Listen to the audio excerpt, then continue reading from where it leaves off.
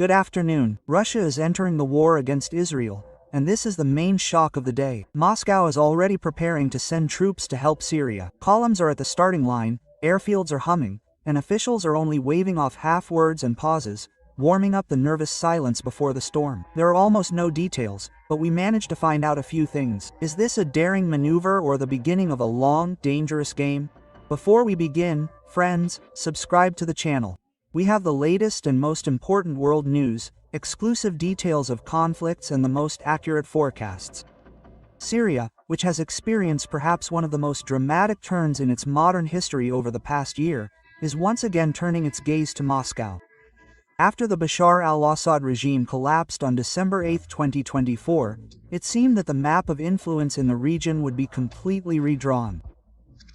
The southern provinces, which were recently patrolled by the Russian military police, ended up under the control of the Israel Defense Forces. A so-called buffer zone was declared there, which, according to Tel Aviv, was intended to protect the northern border of the Jewish state and the local Drusian community. But, as often happens in Middle Eastern politics, official reasons and real motives are not always the same thing. An anonymous source close to the transitional government of Syria said that the current authorities, led by President Ahmed Ashara, are seriously considering the option of returning Russian patrols to the south of the country. The idea, at first glance, is simple. The presence of the Russian military police should become a deterrent for Israel, which, taking advantage of the power vacuum after the fall of Assad, not only strengthened its position in the southern regions, but also continues military operations there. However, there is a much more subtle political calculation behind this idea.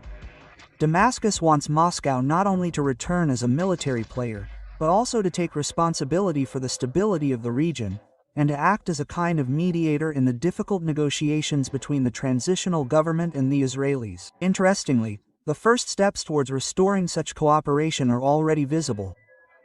Just a few days after the visit of the Syrian foreign minister, siege of Ashebani to Moscow, on July 31st, on August 1st, Russian military police patrols were spotted in the northeast of the country, in the vicinity of the city of Al-Qamishli, for the first time since December 2024. As reported by the Saudi newspaper, Asharq al-Azad, a column of Russian vehicles, accompanied by 2 helicopters, proceeded east of the city. This region, located on the border with Turkey, is formally controlled by the Kurdish Alliance of Democratic Forces of Syria, SDF.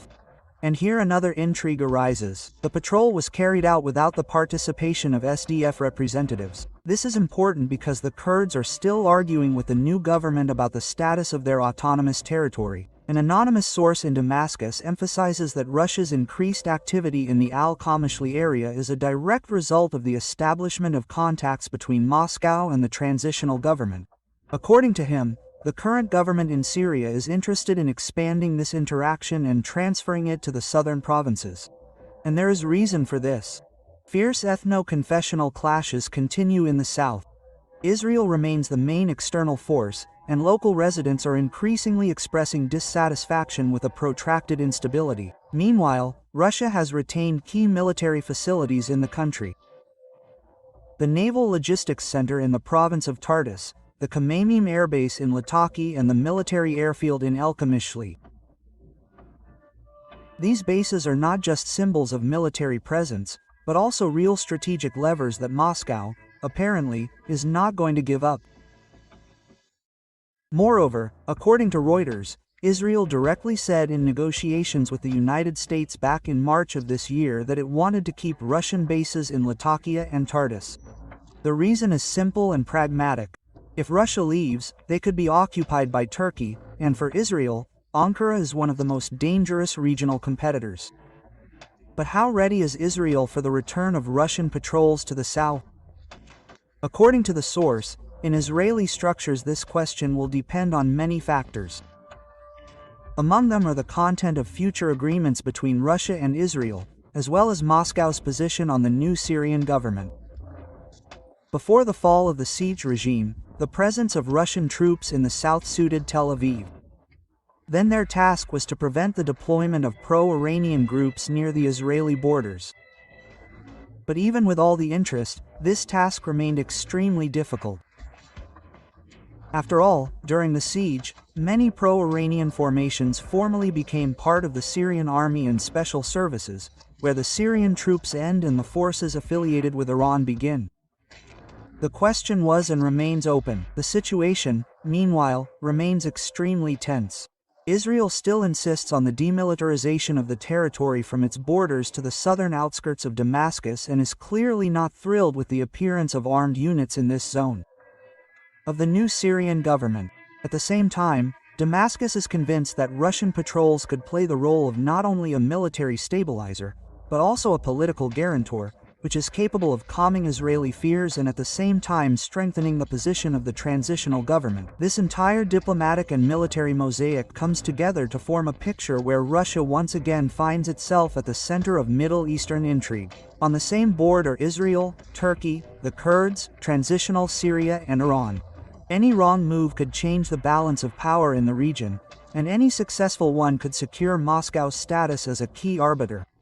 And, judging by the current dynamics, events will develop quickly. Syria has already made the first step, making it clear that it awaits the Russian military back in the south. Russia is acting cautiously for now, limiting itself to patrols in the northeastern part of the country and checking the reaction of all interested parties. Israel is holding a pause, but behind the scenes, a game of preemption is already underway, which means that the most interesting things are yet to come.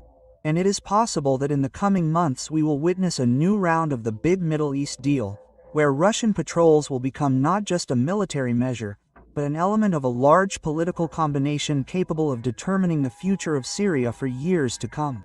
If Russia really decides to return to the southern provinces of Syria, the consequences of this step will be felt not only in Syria itself, but also far beyond its borders.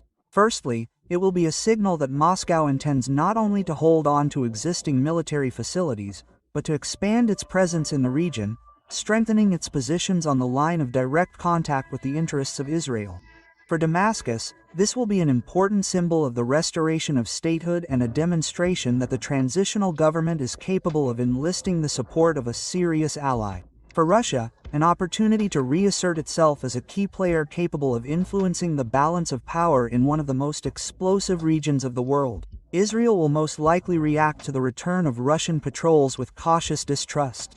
Formally, Tel Aviv could welcome the step if it helps prevent pro-Iranian forces from penetrating deep into southern Syria. However, in practice, everything will depend on what specific agreements Russia concludes with Damascus and what guarantees it gives to Israel.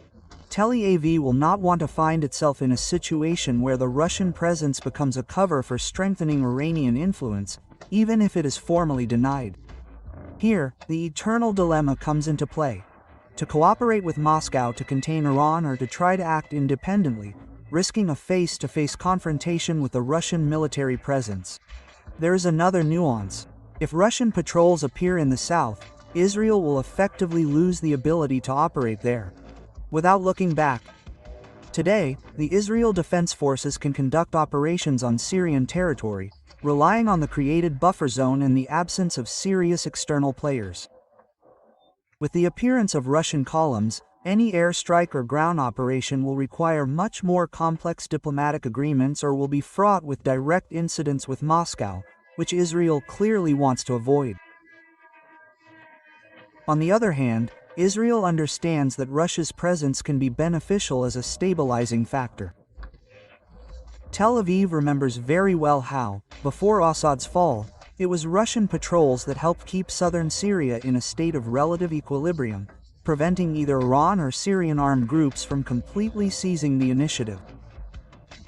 In this logic, the return of Russian forces could be perceived as a chance to freeze the situation, maintaining the current status quo, albeit with certain restrictions for the Israeli army. The Turkish factor should not be forgotten either. In recent years, Israel has viewed Ankara as a serious threat to its regional interests, and in this context, the Russian presence in Syria is also beneficial as a counterweight to Turkish activity. If Moscow strengthens its position in the south, it will be able to control some of the routes and zones that Turkey could use to expand its influence. For Israel, this is an argument in favor of not hindering the return of Russian patrols, despite all concerns. However, there are also risky moves in this game of chess. Israel understands perfectly well that Moscow will conduct a dialogue not only with it, but also with other players, Iran, Turkey, perhaps even with whose forces Tel Aviv categorically does not accept. This means that any strengthening of Russia in the region will simultaneously mean strengthening its negotiating capabilities, which may work against Israel's interests in the long term. And yet, the likelihood that the parties will find a common language is quite high. Israel and Russia have repeatedly demonstrated their ability to agree on tactical issues, especially when it came to preventing direct clashes. If Moscow offers a clear mechanism for coordinating actions and guarantees that southern Syria will remain free of pro-Iranian formations, Israel may not only come to terms with its return, but also use this factor to its advantage. In this case, the return of Russian patrols will not be a step towards confrontation, but an element of a new, fragile, but working system of regional balance. If you liked the episode, like and subscribe. Remember, we always inform earlier and more clearly than anyone else. Until the next videos.